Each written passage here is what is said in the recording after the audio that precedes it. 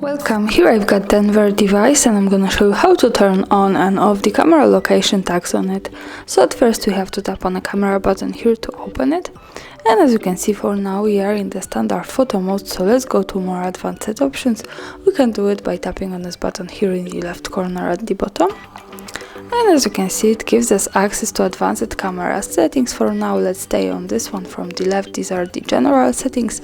And as you can see, at the first position here we have store location button. So by using this we can easily turn off and turn on the saving location info of our picture. So this is how it works. Here also the important information is that to make it work correctly, when you want to save the actual location of your photo, you have to be connected with the internet, for example with the Wi-Fi, and you have to turn on the location of this device.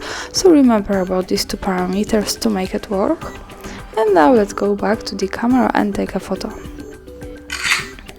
And now let's focus on this one here. By tapping on this square, we get access to the gallery, so this is our picture. And let's move to the right corner here. When we tap on this, we can pick the details of the picture. And by tapping on this, we can easily check the details with the location here at the third place. So greetings from Krakow, this is how it works. Thanks for watching, subscribe our channel and leave the thumbs up.